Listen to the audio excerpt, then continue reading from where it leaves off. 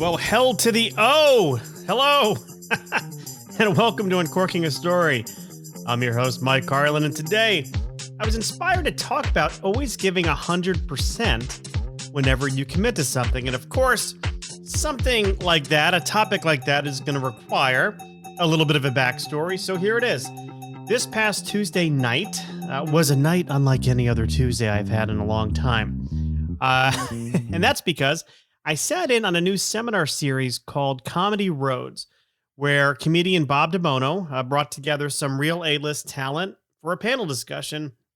And, during the discussion, he talks about, their path to comedy. He has, these A-list comedians give advice to up-and-coming comedians. It was really a great and inspiring event because, all of us who are kind of up-and-coming, and there was actually a couple of other people who had, some pretty good experience, but were also audience members.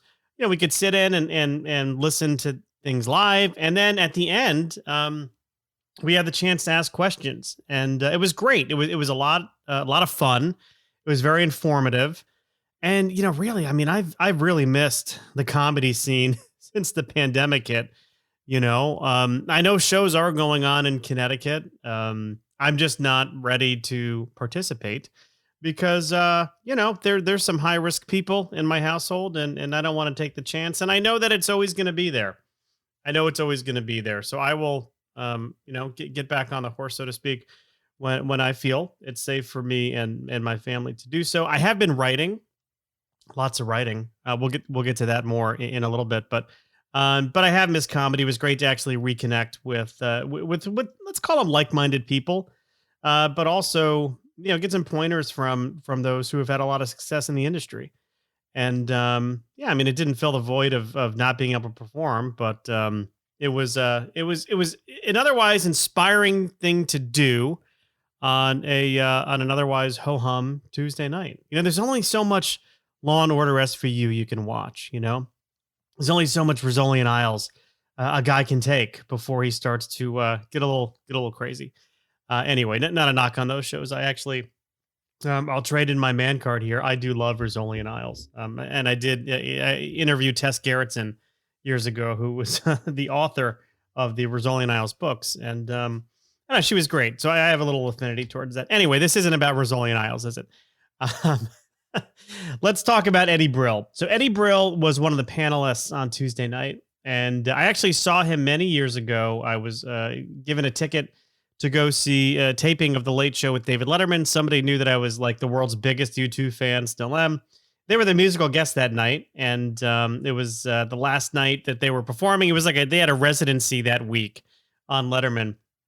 And it was awesome. I got to see them perform, but I also got to see Eddie Brill because he warmed up the crowd before Letterman came on. And during this panel discussion, Eddie was talking about his early days as a stand-up, and he told this story. And I want you to listen to it closely because it's fascinating. I was at Caroline's one night, and David Brenner had the two 8 o'clock and 10 o'clock, and I was on the 12:30 show. And 8 o'clock and 10 o'clock sold out. 12 people in the audience for the 12:30. And I complained to Brenner, and I said, I can't believe it. I have to work for 12 people, 12:30, and it was running late. It was almost 1 o'clock. And he yelled at me and said, those 12 people came to see you. And those people they deserve the best show of your life. I've come up with the best material in the world, working to 3 people, 5 people. So I went up there and I had one of the best sets of my life because he yelled at me. And I never forgot that. And I've worked to 2 people twice in my life, and they're memorable sets. Well, there's quite a bit to unpack there. I mean, first off, David Brenner, monster comedian. I remember watching one of his stand-up specials. It had to be about 20 years ago, if not even more.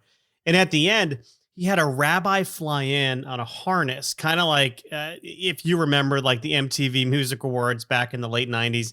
Howard Stern came on as Fart Man. He kind of flew down from the rafters. Well, David Brenner had this rabbi fly down from the rafters on this harness, and he actually married somebody at the end of the special. And that scene always, I don't remember one of his jokes from that special. I do remember his impromptu wedding at the end of it. I guess it wasn't impromptu for him, but anyway, what did David Brenner say? His advice was those people came and they deserve the best show of your life. Now, wow, that's, 12 people, and I only started doing comedy a couple of years ago. I cannot relate to a thing that Eddie Brill just said. I can't relate to being mad that only 12 people, showed up to a show. Sometimes if 12 people were there, I thought it was a pretty good night.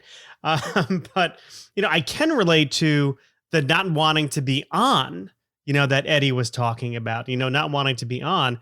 I can certainly relate to that. So, I've mentioned it before, for a large part of my professional career, I ran focus groups and I honestly hope to do so again when this, pandemic ends. But, for those of you who have no idea what a focus group is, it's basically, it's a market research methodology where you get, a group of 6 to 8 strangers together in a room. And, I have a conversation with them. I lead a discussion with them about, whatever it is my clients want me to talk about. And I would run like 2 to 3 of these a night. They're usually about 2 hours each. So kind of like 4 to 6 hours of doing this. It takes a lot of energy. The typical project is about, 6 to 9 groups. So there's a lot of talking.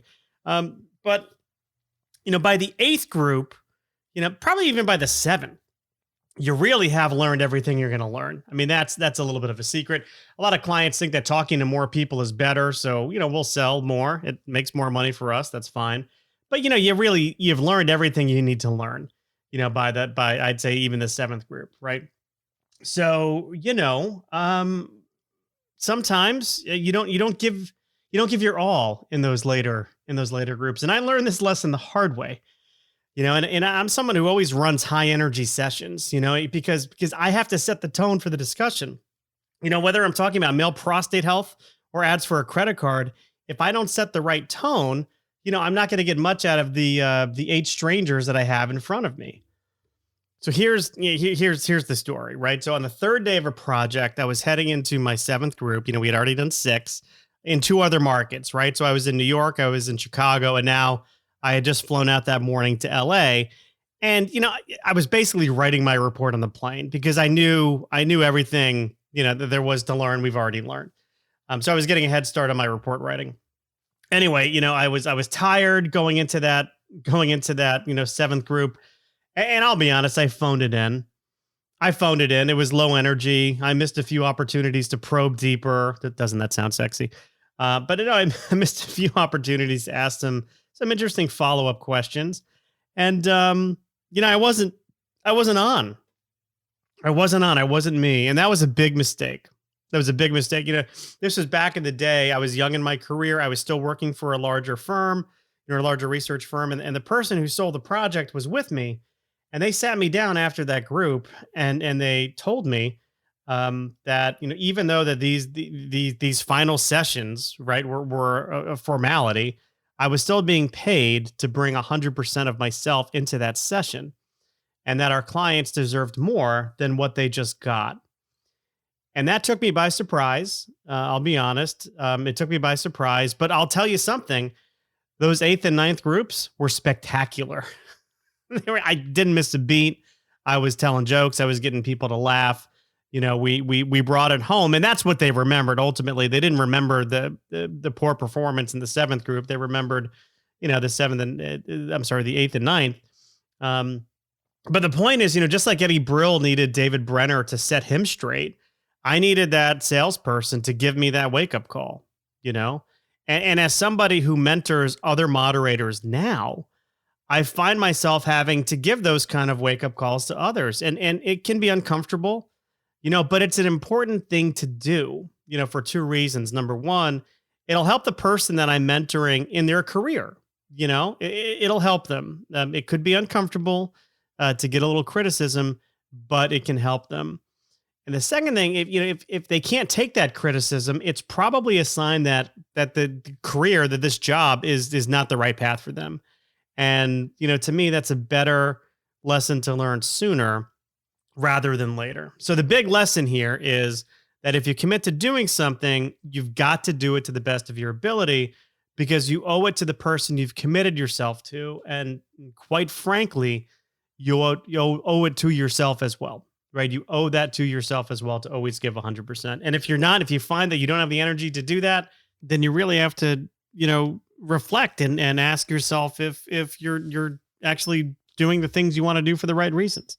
So there you have it, a quick one today. Thank you for, as always, thank you for listening and hearing me pontificate about giving 100% and the lessons I learned from Eddie Brill this past week. If you want to learn more about Comedy Roads, which is the seminar series I mentioned earlier, I'm going to post a link to it in the body of this post. So if you go to uncorkingstory.com and you find this write-up in the body of it, you will see a link to Eventbrite, and that will have all you need to know about Comedy Roads and how you can participate in it.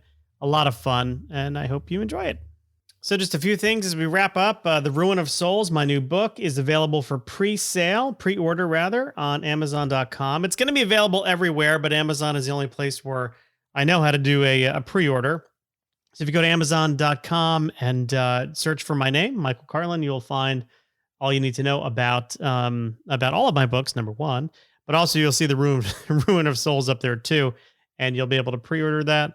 Also, hey, look, if you like what you heard here, please, number one, if you haven't done so already, hey, like us, favorite us, whatever it's called, subscribe. Maybe that's the word I'm looking for. Subscribe to us on iTunes or wherever you get your podcasts.